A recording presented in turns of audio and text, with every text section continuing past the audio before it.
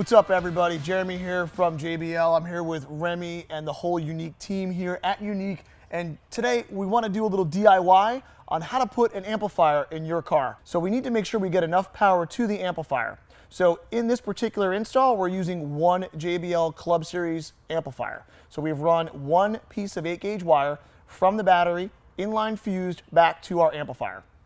If you ever think that you may do 2, 3 amplifiers because you really want to do an awesome system, run 4-gauge. Honestly, you can never run too big of a power wire. Now, with that in mind, do you need to run 0-gauge? Probably not. 4-gauge for most installs is ample. So you want to run your wire from the battery all the way back to where you're going to position your amplifiers. All right, guys, so we are under the hood here. We're getting ready to run our power wires. So just a couple things we want to talk about.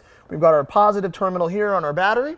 I've got our inline fuse. In this particular install, because it's a Jeep and we like to go off-road with it, we're going to use a marine grade breaker here, and Reme's found a nice clean spot where we're going to stick that. We always want the fuse to be within 18 inches to 2 feet of that battery, right? So that if there is a short along the way, that we don't have a fire, because nobody wants that in their car. Our 8-gauge wires here that we're going to run back. Now, we're only doing a single amplifier install in this particular Jeep. If you're going to run multiple amplifiers, I'm going to run a 4-channel amp because I want to put speakers in. I'm going to run a subwoofer amp. I would really recommend running 4-gauge. If you're going to run more than that, consult kind of a power consumption chart to figure out what you need. But for this particular install, we're going to run 8s. Reme's got his tools here. So kind of, run us through what we're going to do. So just very simple. We got our 8-gauge here. We're going to put a nice copper terminal on here so we could go onto our battery terminal. We're just going to make sure do a nice little crimp on there. Make sure it's real tight. And then you could take a little heat shrink, and then we could put the heat shrink over it. Yeah, right, because that'll keep any strands or any contact You want no wire points. strands sticking out, nothing like that. You want to keep it nice and clean, so I'll put a nice little piece of heat shrink right here, seal that up, and then you can put loom on here. You want to keep everything nice and clean, especially underneath the engine compartment. Sure. So this is going to attach to the battery. Yes. And then we're going to attach it to our fuse. Right. And we're going to mount our fuse here. Yep. Then from there, what we're going to do is run it to the firewall. So this is where, again, safety kind of comes into place. You want to make sure that this front side of your firewall is nice and clear where you're going to make your hole. Check the inside. Check for wire harnesses. Check for your heater core, anything like that. Make sure, check, triple check, quadruple check, right? Have somebody on the inside poke, knock on the firewall, can check there's nothing there. Last thing you want to do is puncture something that you don't want to, and then you turn into a whole other ball game with Absolutely. that. So again, this gets back into, as a DIY guy, if this particular thing freaks you out and you're not comfortable doing it, seek a specialist. What we don't want to do is see you put a hole in the firewall and cause a problem. Or we've seen it, I know I've seen it in my years, someone runs it up here and they've got it through the door jamb, and what happens when that door closes? Sparks. Bad things, right? Rounds out, all that good stuff. So we're going to go ahead and put the hole in the firewall here. One last thing I do want to touch on is power distribution. So again, we discussed in this particular install, we're doing a single amplifier, so 8-gauge is sufficient.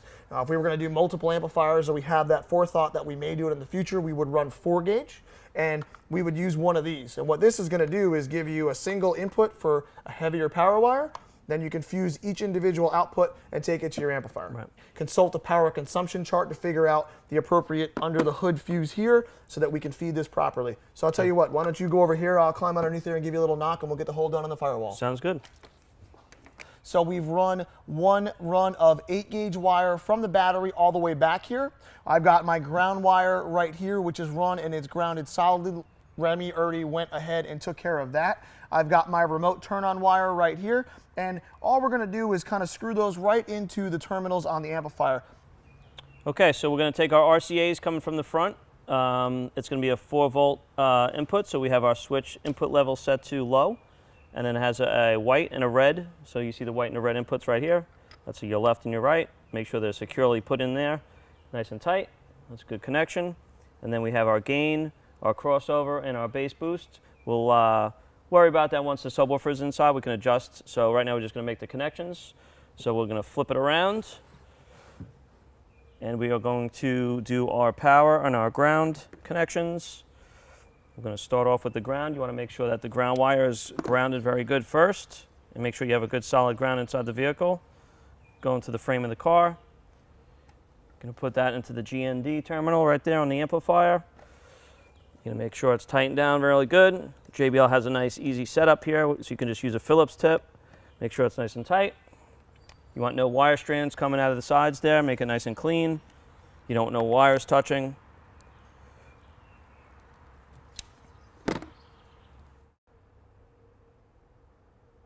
This also takes a 4 gauge in, but we're using an 8 gauge here. I like to put a little twist on the top of the wire so it fills the hole nice.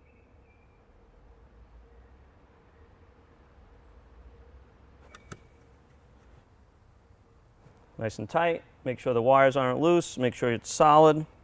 And then we will work with our remote line. This is going to power up the amplifier when the radio is turned on in the front. This is what turns on the amplifier. Give that a little twist as well. That goes into REM for remote. Make sure that's nice and secure. You don't want to go too tight. You'll feel the wire and you'll feel when it's tight. Pull on it a little bit. You got a nice, secure, solid connection. And then you want to use some wire ties. Make sure the wires aren't floating all over the back of your car. Make sure everything's nice and neat, solid. Makes for a nice, clean install. All right, guys, so we've wired up our JBL Club Series woofer in this real nice, clean, simple box that Reme built for us. Basically positive to positive, negative to negative on our amplifier. Again, Reme, thank you for letting me hang out here at Unique, and I appreciate your help. Take care.